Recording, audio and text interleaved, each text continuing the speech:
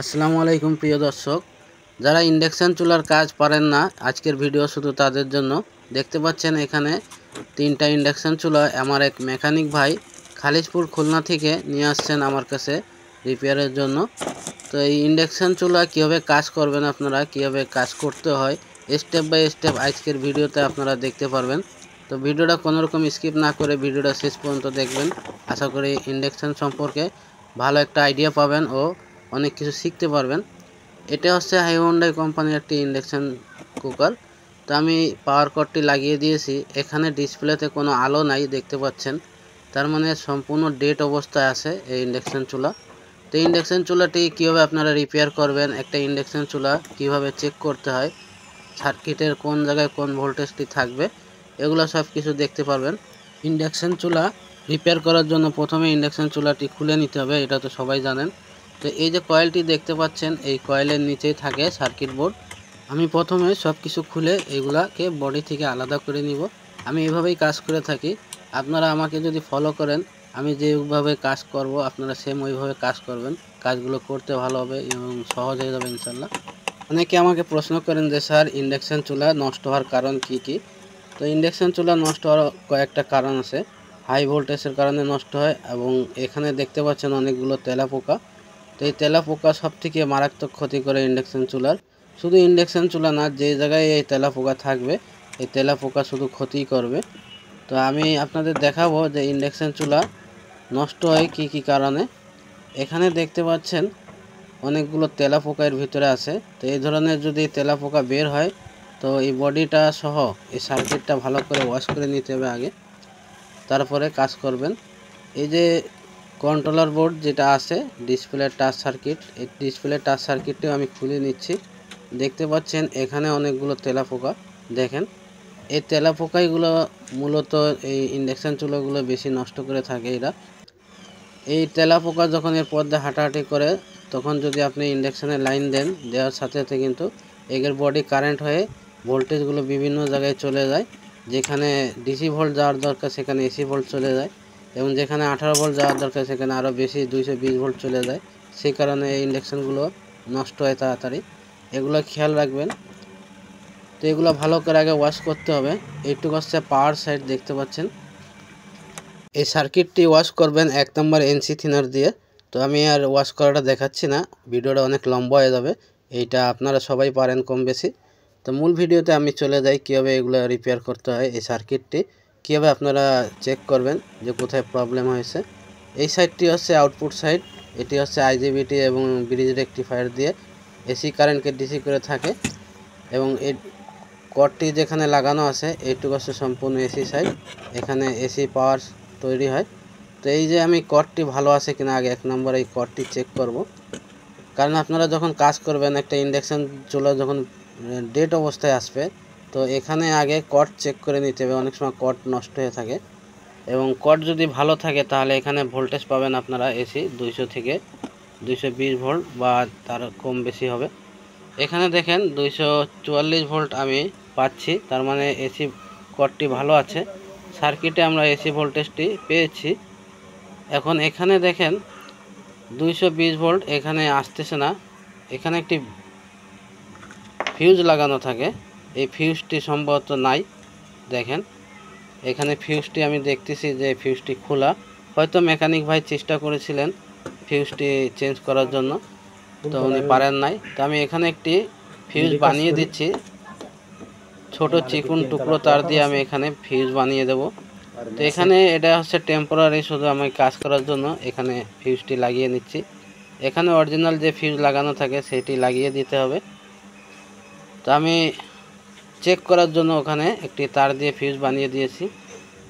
এখন এখানে যে আইজিবিটি থাকে এই আইজিবিটি শর্ট হওয়ার কারণে কিন্তু ফিউজটি নষ্ট হয়ে যায়। তো আইজিবিটি যদি শর্ট থাকে আমি যদি লাইন দিই, লাইন দেওয়ার সাথে সাথে আবারও কিন্তু ফিউজটি কেটে যাবে। সেজন্য আমি আগে দেখে নেব যে আইজিবিটি শর্ট আছে কিনা। ফিউজ কেটে যাওয়ার কারণ একটাই, আইজিবিটি শর্ট হওয়ার সাথে সাথে ফিউজ কেটে যাবে। তো এখানে আমি ফিউজটি চেক করব, এরকম 00 দেখাবে ডিজিটাল মিটার হলে, যদি শর্ট থাকে তাহলে মিটারে 00 দেখাবে। তো দেখতে পাচ্ছেন 00 দেখাচ্ছে। আইজিবিটির 3টি লেগ হয়ে থাকে, ইমিটার, গেট, কালেক্টর। তো ইমিটার থেকে গেট আগে চেক করবেন। তো শর্ট দেখাচ্ছিল। এখানে ব্রিজ রেকটিফায়ার ডায়োড আছে, আমি এটি দেখতেছি এখানে রিডিং দেখাচ্ছে। আলহামদুলিল্লাহ এখানে ব্রিজ রেকটিফায়ার ডায়োডটি ভালো আছে। কোনো কিছু ভালো থাকলে রিডিং দেখাবে, আর যদি শর্ট থাকে তাহলে 0 দেখাবে ডিজিটাল মিটারে। তো আগে আইজিবিটি খুলে নিতে হবে। আইজিবিটি না খুলে যদি আমি এখন পাওয়ার কর্ডটি লাগিয়ে দিই, লাইন দেওয়ার সাথে কিন্তু আবারও ফিউজটি কেটে যাবে, অথবা সার্কিটে বড় ধরনের একটি ফল্ট হবে। তো আমি আইজিবিটিটি খুলে আগে চেক করব। এই সার্কিটে লাগানো অবস্থাও আমি আপনাদের দেখিয়েছি যে আইজিবিটি শর্ট দেখাচ্ছে, 0 দেখাচ্ছে। আইজিবিটি খুলে আমি আবারও চেক করে দেখাবো আপনাদের। তো আমি আইজিবিটি খুলে নিচ্ছি।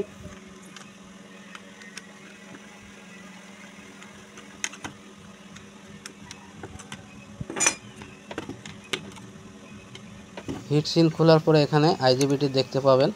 এর পাশেরটা হচ্ছে ব্রিজ রেকটিফায়ার ডায়োড। আইজিবিটি খোলার সময় খেয়াল রাখবেন যেন এই সার্কিটের প্রিন্টটি নষ্ট না হয়ে যায়। তো দেখেন আমি এখানে আইজিবিটি খুলে নিয়েছি। এই আইজিবিটির নাম্বার হচ্ছে 20R1203।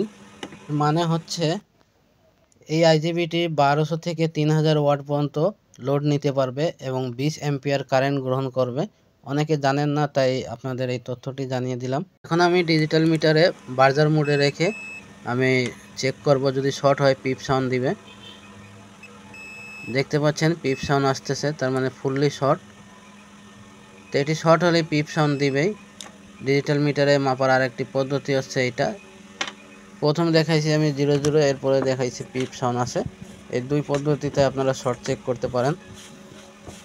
এখন আমি এখানে আরেকটি আইজিবিটি লাগাবো।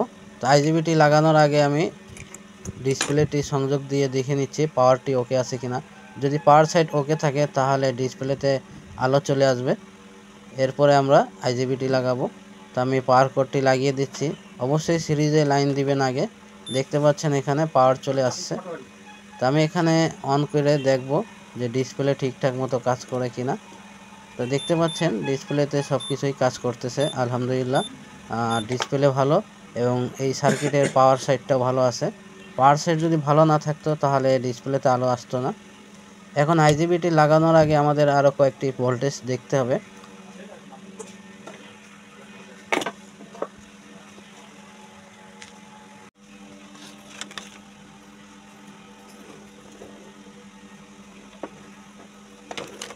আইজিবিটি লাগানোর আগে এখানে ভোল্টেজ চেক করে নেবেন এবং এই যে কুলিং ফ্যানের যে এখানে 18 ভোল্ট থাকে এটি চেক করে নিতে হবে।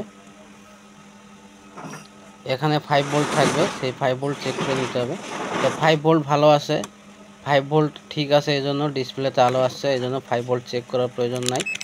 আমরা এখন চেক করব আইজিবিটিতে ইমিটার টু কালেক্টর কোনো ভোল্টেজ আছে কিনা। এখানে 0 ভোল্ট থাকতে হবে। যদি কোনো রকম যদি ভোল্ট পায় তাহলে আইজিবিটি শর্ট হয়ে যাবে লাগানোর সাথে।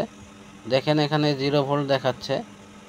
তো এখানে সার্কিটটি ভালো আছে, ওকে আছে, আইজিবিটি লাগাই দেওয়া যায়। আইজিবিটি লাগানোর আগে অবশ্যই ইমিটার টু কালেক্টর বা গেট এই জায়গায় কোনো ভোল্টেজ আসতেছে কিনা এগুলো চেক করে নেবেন। এখন আমি চেক করব কুলিং ফ্যানের ভোল্টেজ 18 থেকে 20 ভোল্ট হতে হবে। এখানে দেখেন 19 ভোল্ট দেখাচ্ছে। তো এই ভোল্টেজটি ওকে আছে, কোনো প্রবলেম নাই। এখন আমি দেখিয়ে দিচ্ছি আপনাদের শর্ট আইজিবিটি এবং ভালো আইজিবিটি মিটারে কীভাবে আপনারা বুঝবেন। দেখেন আমি ডিজিটাল মিটার দিয়ে দেখিয়ে দিচ্ছি। এটি হচ্ছে ভালো আইজিবিটি আর এটি হচ্ছে শর্ট আইজিবিটি। দেখেন এখানে 0 দেখাচ্ছে, আর ভালো আইজিবিটিতে রিডিং দেখাবে, 0 দেখাবে না। দেখতে পাচ্ছেন রিডিং দেখাচ্ছে। তো এইভাবে বুঝবেন আপনারা ভালো মন্দ। আইজিবিটি লাগানোর সময় ভালো করে সোল্ডারিং করবেন। তো আইজিবিটি আমি লাগিয়ে দিয়েছি, এখন এখানে ভালো করে সোল্ডারিং করে দিতে হবে। তো এখানে মোটা করে সোল্ডারিং করবেন। অনেক টেকনিশিয়ান ভাই আছেন কোনো রকম এখানে ঝালাই করে দেন, পরবর্তীতে দেখা যায় ইন্ডাকশন চুলা অন করার কিছু সময় পরে আইজিবিটি নষ্ট হয়ে যাচ্ছে। তার কারণ হচ্ছে এখান থেকে রাংটি হিট হয়ে সরে যায় এবং লুজ কানেকশনের কারণে আইজিবিটি শর্ট হয়ে যায়। তো এখানে মোটা করে সোল্ডারিং করে দিবেন।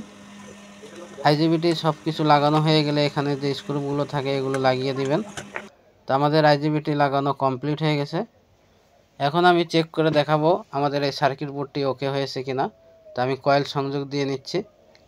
কয়েলটি ভালোভাবে টাইট দিবেন। কয়েলের যে স্ক্রুটি থাকে কানেক্টরের সাথে এটি স্ক্রু যদি লুজ থাকে সেক্ষেত্রে কিন্তু আইজিবিটি শর্ট হয়ে যেতে পারে। এখন আমি ডিসপ্লে সংযোগ দিয়ে দিচ্ছি।